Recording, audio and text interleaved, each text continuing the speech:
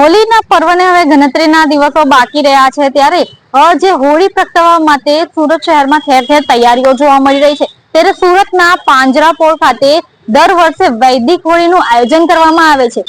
Atul Vora, general manager, Surat Panjrapol. જી જે પ્રકારે અહીં પાંજરાપોળમાં દર વર્ષે વૈદિક હોળીની પ્રગટાવવામાં આવે છે, કેવી રીતે તૈયારી છે આ વર્ષે હોળીની? છેલ્લા 5 વર્ષથી અમે આજે ગાયોના છાણમાંથી ગોબર સ્ટિક બનાવીએ છીએ। તો એનો સૌથી વધારે એનું કારણ છે કે જેમ લોકોમાં જાગૃતિ આવતી જાય છે એમ એનું ચલણ વધતું જાય છે અને આ વખતે પણ અમારે લગભગ 25 થી 30 ટન જેટલી ગોબર સ્ટિક વેચાશે એનો અમારે અંદાજ છે। કેટલા દિવસ અગાઉથી એની તૈયારી કરવામાં આવે? છેલ્લા 4 મહિનાથી, કારણ કે અમારી પાસે 4 શાખાઓમાં 11,000 થી પણ વધારે ગાયો છે એટલે અમારી પાસે પૂરતા પ્રમાણમાં છાણ હોય છે એટલે છેલ્લા લગભગ દિવાળી પછીથી અમે આ પ્રોસેસ ચાલુ થઈ જાય છે। કેટલી સ્ટીકનો આમાં ઉપયોગ થયેલો છે જે હોળી પ્રગટાવવા માટેની તૈયારી કરવી છે અને કેટલા અત્યારે જે છે એનું કારણ છે લગભગ સ્ટીકનું કેવું છે કે એની જે લંબાઈ અને એના ઉપર વજન આધારિત હોય છે, લગભગ 1.5 કિલોથી માંડીને 1.5 થી 2 કિલો જેટલું વજન હોય છે એટલે આમાં લગભગ આ 800 કિલો જેટલું છે આ વજન।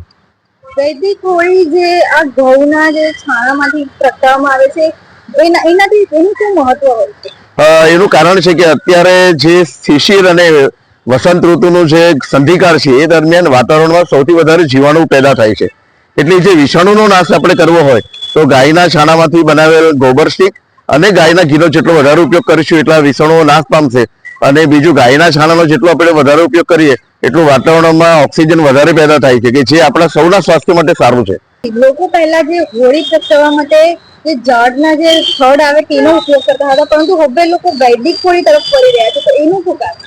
એનું કારણ છે કે આનો જે વૈજ્ઞાનિક દ્રષ્ટિકોણ છે અત્યાર સુધી લોકોના ધ્યાન પર હતો અને એને લઈને શું થતું કે લાકડા માટે એક જ આપણી પાસે ઓપ્શન હતો, જ્યારે હવે આપણને ખબર પડી કે વૈજ્ઞાનિક પદ્ધતિથી એટલે કે ગાયના છાણમાંથી બનાવેલ ગોબર સ્ટિક અને ઘીનો ઉપયોગ કરશું તો એ પર્યાવરણ માટે સારું છે, આપણા માટે સારું છે। બીજું જેટલા લાકડાનો આપણે ઓછો ઉપયોગ કરીશું એટલા જંગલો કપાતા વધશે, કારણ કે એક બાજુ આપણે ઝાડો એટલા રોપી નથી શકતા કે જેટલું એનું કટિંગ થાય છે, તો સૌથી વધારે આ અગત્યનો મુદ્દો। અને બીજું આપણે જે ગૌશાળા અને પાંજરાપોળો કે જે આ છાણમાંથી બનાવી ગોબર સ્ટિક બનાવે છે એને પણ આપણે આર્થિક રૂપે મદદરૂપ થઈ શકીએ અને ગાયને જેને આપણે માતાનો દરજ્જો આપ્યો છે તેને માટે પણ પાલન પોષણનો એક આપણે એમાં સહાયરૂપ થઈ શકીએ।